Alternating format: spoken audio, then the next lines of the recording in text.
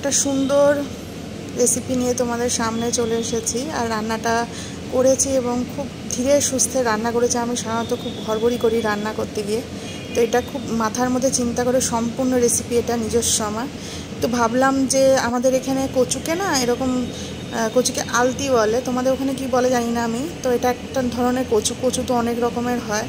তো এই কচুটা খুব সফট হয়, কিন্তু এটা একটু সিদ্ধ করে নিতে হবে। দেখো সিদ্ধ করে নিয়েছি কচুটাকে। প্রথমে 2টো সিটি দিলাম, তারপর কিছুক্ষণ রেস্টিংয়ে রাখলাম, গ্যাস অফ করে তারপর আবার 2টো সিটি রেখেছি। রেখে সুন্দর করে ছাড়িয়েছি।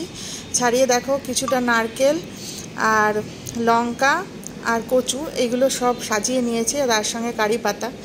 তো আমার খুব ভালো লাগছিল যে কচুটা, হঠাৎ মাথায় খেয়াল হলো যে আমরা তো এই কচুটাকে সাধারণত বড়ি দিয়ে রান্না করি, 5 ফোড়ন দিয়ে রান্না করি। তো ভাবলাম একটু সাউথ ইন্ডিয়ান স্টাইলে যদি রান্না করা যায় তাহলে খেতেও একটু মুখ বদল হবে আর কি। আশা করছি তোমাদের খুব ভালো লাগবে, এবং নিরামিষ দিনে এটা তো মানে অনবদ্য লাগবে খেতে। আর দেখো এখানে আমি একটু দুধের সরও নিয়েছি। তাহলে এবার রান্নাটা শুরু করা যাক। প্রথমে কড়াই গরম করে নিয়েছি, নিয়ে একটুখানি তেল দিয়ে নিয়েছি। তেলের মধ্যে আমি শুকনো লঙ্কা দিয়ে দিলাম।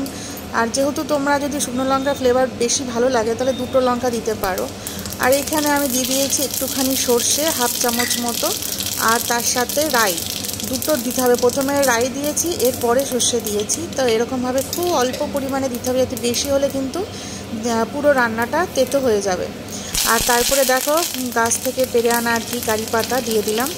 আর কারি পাতার ফ্লেভার এত ভালো লাগে ইদানিং, নারকেল কারি পাতা এইগুলো এক এক সময় মনে হয় যে আমি সাউথ ইন্ডিয়ান হয়ে গেছি। যাই হোক, একটু মজা করলাম তোমাদের সাথে। তো দেখ কাঁচা লঙ্কা 2টো দিয়ে দিলাম, তার সাথে আমি দিয়ে দিচ্ছি কচু। সেই যে কচুটাকে সুন্দর করে ছাড়িয়ে রেখেছি। এই কচুটা না বেশি নাড়াচাড়া করা যাবে না, এটা একটুখানি প্রবলেম আছে। তো তেলের ওপর দিয়ে দিয়েছি, যেহেতু ওটা গরম তেল, তো একটু লালচে হওয়ার চেষ্টা করছি আর কি। তো আমি প্রথমে একটুখানি নুন দিয়ে দিলাম, একটু হলুদ দিয়ে দিলাম। এটা আমাদের দুজনের মতো রান্না, আমি দেখাচ্ছি তোমাদেরকে। দুজনে যখন খাই তখন ভাবি যে কিভাবে খাবো, একটুখানি অন্যরকম রেসিপি, একঘেয়ে রেসিপি না করে একটু মানে বাড়ির জিনিস দিয়েই রান্না করব, এমন করে করব যাতে একটু সুবিধাও হয়, বেশি দামি জিনিসও লাগে না, অথচ টেস্টটা একটু অন্যরকম হয়, মুখের স্বাদ বদল হয়। তো কচু সেহেতু তেলের পরিমাণটা কিন্তু বেশি দিলে কচুতে বেশ ভালোই লাগে, কচু ফুলকপি এইগুলো। আর দেখো এখানে নিয়ে নিয়েছি বাদাম 1 চামচ মতো, 3 টুকরো ছোটো ছোটো নারকেল আর 2টো কাঁচা লঙ্কা। এটাকে খুব সুন্দর করে আমি পেস্ট করে নেব। ততক্ষণে কিন্তু এটা এরকমভাবে শুকনো শুকনো নাড়তে হবে। দেখো একটু লালচে লালচে হয়েছে, এটাই আমি চাইছিলাম আর কি। একটু লালচে লালচে হবে, খেতে ভালো লাগবে তাহলে। দেখো এবার আমি ওই বাটা মশলাটা দিয়ে দিলাম। এখানে কোনো জিরে বা অন্য কোনো ধনে এইসব আমি কিচ্ছু দেবো না। তার বদলে আমি বাদাম, নারকেল আর কাঁচা লঙ্কা বাটা দিয়ে ভালো করে কষে নিচ্ছি জিনিসটাকে। আর যেহেতু কড়াইটা একটুখানি বেশ মোটা আর কি নিচের দিকে, তো আমার মানে ধরে যাওয়ার সম্ভাবনাটা নেই। তো এইভাবে আমি মিডিয়াম থেকে একটু কম করে প্রথমে কষিয়ে নেব। এবার মিক্সি ধোয়া যে জলটা আছে সেই জলটা একটু দিয়ে দেবো, ঠিক ততটাই, 1/2 বাটির মতো জল। কারণ আমার কচুটা কিন্তু খুব ভালো করে সিদ্ধ আছে।